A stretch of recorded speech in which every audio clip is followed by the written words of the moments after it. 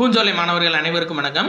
இந்தியாவில் doctor Suniti salmon அப்படின்னு ஒருத்தங்க இருப்பாங்க. அவங்க தான் பார்த்தீங்க அப்படின்னா ஹெச்ஐவி ஆராய்ச்சி மற்றும் சிகிச்சையின் முன்னோடி அப்படின்னு சொல்லி அழைக்கப்படுவாங்க. சரிங்களா? அப்போ இந்தியாவின் ஹெச்ஐவி ஆராய்ச்சி மற்றும் சிகிச்சையின் முன்னோடி அப்படின்னு அழைக்கப்படுறவங்க யார் அப்படின்னா டாக்டர் சுனிதி சால்மன். 1980 இவங்க எய்ட்ஸ் ஆராய்ச்சிக்கான முதல் தன்னார்வ சோதனை மற்றும் ஆலோசனை மையத்தை நிறுவுறாங்க. சென்னையில் நிறுவுறாங்க 1980.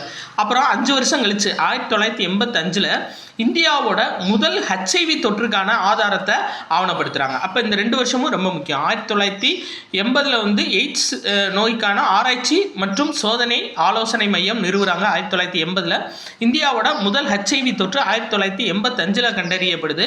இந்தியாவோட முதல் எய்ட்ஸ் நோயாளி சென்னையை சேர்ந்தவர். இதில் இந்த இது நம்மளுக்கு ரொம்ப முக்கியம்.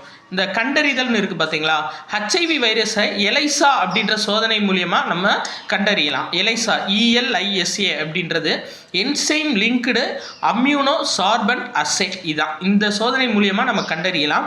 வெஸ்டர்ன் பிளாட் அப்படின்ற சோதனை மூலியமாக நம்ம ஹெச்ஐவியை உறுதிப்படுத்தலாம். அப்போ இது திரும்ப திரும்ப கேட்டுட்டு இருக்காங்க. என்னன்னா, அதாவது எந்த சோதனை மூலியமாக நம்ம அறியலாம், ஹெச்ஐவி அறியலாம் அப்படின்னா எலைசா சோதனை. எந்த சோதனை மூலியமாக உறுதிப்படுத்தலாம் அப்படின்னு கேட்டாங்கன்னா நம்மளுக்கு வெஸ்டர்ன் பிளாட். சரியா? அந்த சோதனை மூலியமாக ஹெச்ஐவியை உறுதிப்படுத்தலாம். இன்னொன்று இங்கே கொடுத்துருப்பாங்க. என்ன அப்படின்னா கீமோதெரப்பி அப்படின்றது புற்றுநோய் மருந்துகளை உள்ளடக்கியது. இது செல் பிரிதலை தடுப்பதன் மூலம் புற்றுநோய் செல்களை அழிக்கிறது. அப்போ புற்றுநோய்க்கான சிகிச்சை தான் என்ன அப்படின்னா கீமோதெரப்பி. இதை மெயினாக ஞாபகம் வச்சுக்கோங்க. இது 10th சயின்ஸ் புக்கு 21வது லெசன் உடல்நலம் மற்றும் நோய்கள் அதில் இருக்குப்பா. நன்றி.